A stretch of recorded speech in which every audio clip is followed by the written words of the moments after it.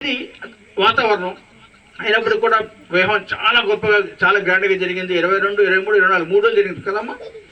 మా పాప మా బామ్మడి కొడుక్కి అరే నా పిల్లరా టోనీ అంటే ఎప్పుడు అక్కనంట 22, 23, 24 అన్నది. అమ్మ ఈ 3 రోజులు ఏంటి సరోజన అంటే మహాసభలను పెడుతుంది ఏంటి 3 రోజులు పెళ్ళి ఏంటి అమ్మ ఉపవాస కొడుకులా అని అడిగిందంట. ఆయన ఎవరు మా బామ్మడి కొడుకు.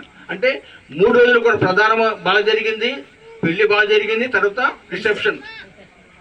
అంటే దేవుని యొక్క ఏర్పాటు అలా జరుగుతుందని మా కుటుంబాలు ఊహించలేదు. నా పెళ్లి చాలా గొప్పగా జరిగింది. మా నర్సాపురం చాలా గౌరవపడేవాడిని.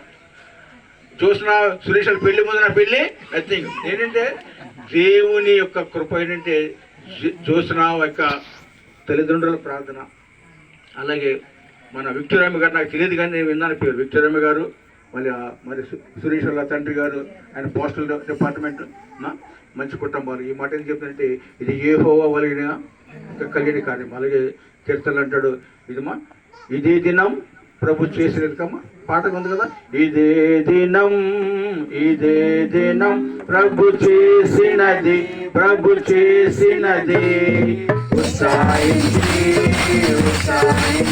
స్తుతి పాడెదము ఇదే దినం ప్రభు చేసినది స్తుతి పాడెదము. The Lord has made, the Lord has made. We will rejoice, and we glad in it, and we glad in it. आज हो दिन जो प्रभु ने दिया, आज आनंदित हो. आज हो दिन जो प्रभु ने दिया.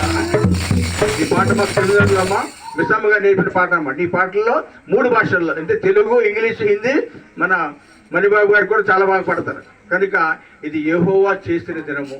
కనుక ఇది ఈ రోజుకి ఏంటి మొదటి వసంతము పూర్తయింది. మరి గత సంవత్సరము 24వ తారీఖున ప్రేమ ఎలా ఉందో ఈ రోజుకి అలాగే ఉండాలి.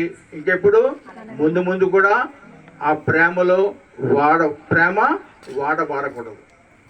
లోకం అంటే బయట ప్రజలు అంటే యేసుక్రీస్తు అంటే తెలియని వారు, వాక్యం తెలియని వారు ఏమంటారంటే పెళ్లి గురించి రకరకాల ఏంటి జోకులు వేస్తూ ఉంటారు. పెళ్లికి ముందు అమ్మాయి ఇలాగ ఉంటుంది, అబ్బాయి ఇలాగ ఉంటాడు, పెళ్ళి అయిన తర్వాత అమ్మాయిలాగా అయిపోతుంది, అబ్బాయిలాగా అయిపోతుంది.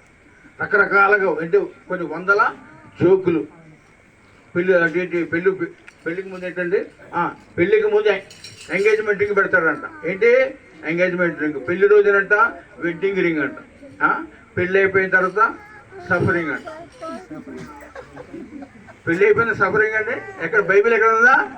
వివాహము అన్ని విషయములలో ఘనమైనది. అంటే వివాహము అయితే పురుషుడికి కష్టాలా? సఫరింగ్ అంటే ఏంటమ్మా?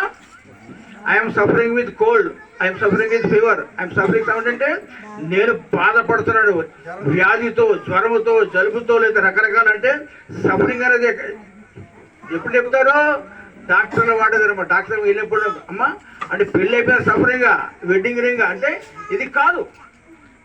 వాక్యం చెప్తుంది. ఏ గ్రంథములో ఈ హైందవులో ఎక్కడా లేదు ఏంటంటే marriage is honourable in all అంటే వివాహము అన్ని విషయంలో ఘనమైనదంట. ఏంటి ఈ మాట బయట మనం చూస్తాం. పెళ్లి పెళ్ళంటే 100 ఏళ్ల పంట తంట అని మనం రకాలుగా చూస్తాం. కానీ బయట పెళ్ళికి ఎక్కడా కూడా వివాహము పెళ్లి ఘనమైనదన్నమాట వింటారు కదా. ఈ ఊళ్ళో మనంటే మనం కాకుండా ఎవ్వరు కూడా ఉండదు. అలాగే మన వివాహ వ్యవస్థ పాస్టర్ గారు గవర్నమెంట్ లైసెన్స్ పొందాడేనా అమ్మా, లైసెన్స్ పొందాడు. మరి ఆ డాంజర్ గారిని పట్టుకుని అడ్వకేట్ పట్టుకుని మళ్ళీ దాన్ని ఏం చేయలేని అమ్మ ఏంటి నానా కోట్ల నిడదవోలు అక్కడ కోర్టు దగ్గర. అంటే మన వివాహ వ్యవస్థ చాలా గట్టిది. ఎవరొస్తే తెలియదమ్మా. పరిశుద్ధమైనది, హోలీ. ఏ పుస్తకానికి లేదమ్మా. 12,000కు పైగా మత గ్రంథాలలో ఏ గ్రంథానికి కూడా ఇక్కడ హోలీ అని లేదంటే ఏంటి పరిశుద్ధ గ్రంథం.